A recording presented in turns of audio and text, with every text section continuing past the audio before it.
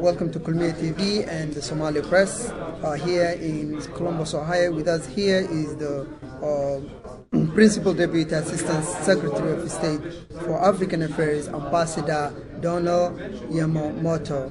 Ambassador Yamamoto was the former U.S. Ambassador to Ethiopia and also the prior Ambassador to Djibouti. Ambassador, welcome to Columbus. Yes, great. The first question that I wanted to ask is, what is the purpose of your travel around the United States and meeting the Somali diaspora? Yeah, I've been to Seattle about 7 times and to Minneapolis 6 times, but here is my first trip.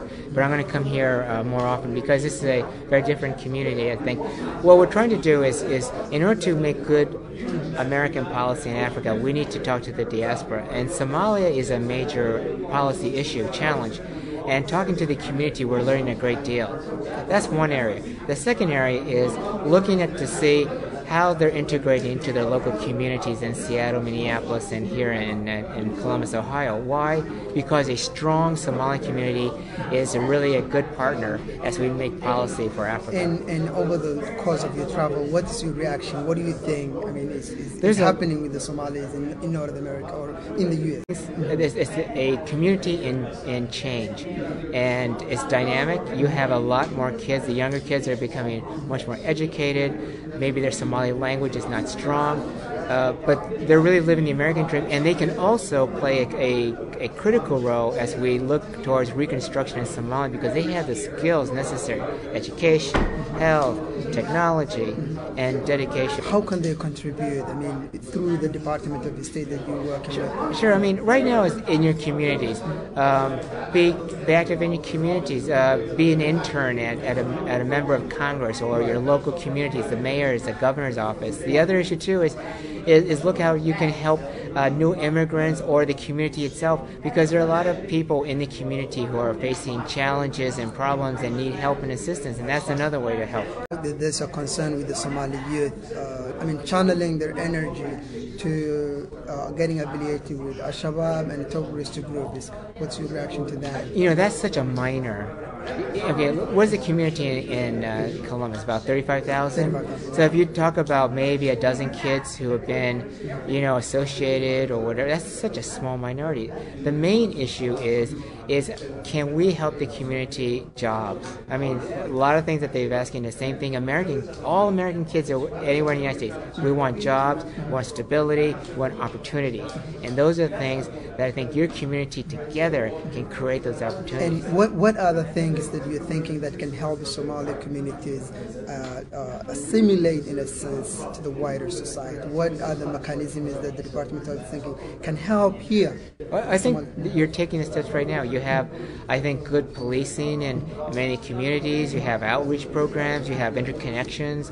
You have people working in the mayors and the local elected officials who are taking more concern. I know you have used an example of Minnesota. What was that example? They have Citizens Academy, which is an outreach program by the mayor's office, the district attorney, and the police, reaching out, listening to concerns, and then kind of seeing how they can help the community. It's an excellent program.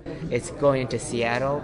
I haven't been here in Columbus long enough, but I'm sure it's coming here too. It can work over here too. Oh, it's a great program. I'm going to go back to the region, exactly where you have worked well and know a lot. Can you please give me sort of an overview of what is it like in Horn of Africa? Somalia right now is improving. People are saying, well, it's a failed... No. I mean, look at Mogadishu now. AMISOM has... And we are training Somali troops, up to 8,000 troops right now.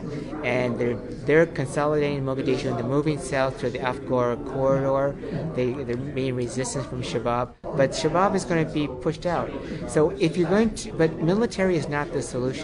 Yes, security is important, but what's really critical is having a government that's accountable to the people, that's not corrupt, and that's going to be dedicated to education and healthcare. And that's what we're looking at, and that's going to be the challenge for Somalia. And the roadmap is heading to that direction. How is that going? What's the progress? There are bumps in the road. There's a roadmap, there's a getaway. But the bottom line is it a Somali process? Is it going to be accepted by the people of Somalia? That's the bottom. So you're telling Somalis that have a feeling this process doesn't belong them. This is their process, and they should get involved. They should get involved in the process.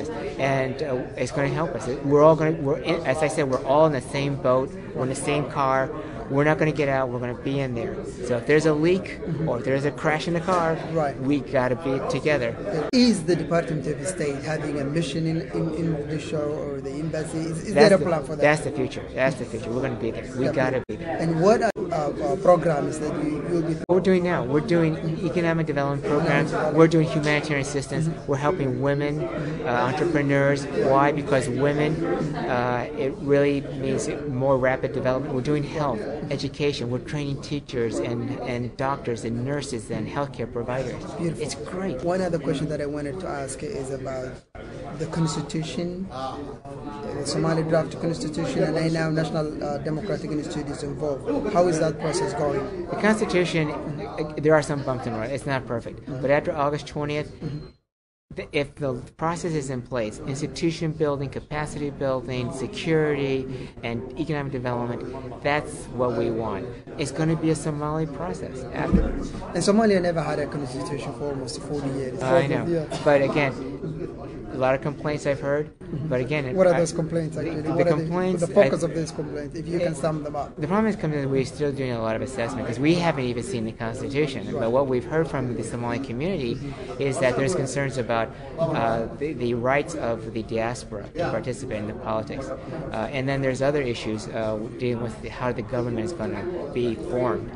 And so, but those are again going to be a Somalia in process that you are also going to be very much involved in. So Somalis are keen on looking into August. That's right. What are you going to want to tell them? Is there a new government, a new system? How is it going to look like? What would one expect after We want a stable government that's going to lead to a new, better Somalia for the future of Somalis. We need Somalia. It's important. So the U.S. government position says there's going to be a new group in charge by August. I didn't say that. I said there's going to be a new that process is going to lead towards stabilized government and sustainability. And is it also a concern of a leadership change? Is that something that the people of Somalia must decide? Okay, so we can't say that. What you have Somalia is you have a very radical group called Al-Shabaab. Right. Majority of the Somalis resisted to that ideology. Right. What kind of assistance is going to those Somalis that really want normal life in Somalia? AMISOM, along with Somali troops, are marginalizing Shabaab. We're not going to talk to the Shabaab. Now, the part-time Shabaab, that's a different issue. But the hardcore Shabaab, forget it, no way. So those are issues that the Somalis with AMISOM are going to take care of. But again, there's no military solution to this. It has to be a political process. And that's why what happens after August 20th is critical. The last issue I wanted to discuss with you was the Dadaab issue, the Dadaab refugee camp. It's big and overcrowded. Yes. How are you helping them? We do a lot of feeding, we do programs there, but Dadaab is, the way to resolve Dadaab over the long term is to stabilize Somalia so that people can go back to their homes. Or, and the others who don't want to, then they got to be refugees, let's move them on. But we got to get rid of Dadaab. 500,000, that's unacceptable. People born in Dadaab, they've never seen anything but Dadaab. That's wrong. Wrong. Thank you. Thank you very much. Thank you very much. Okay.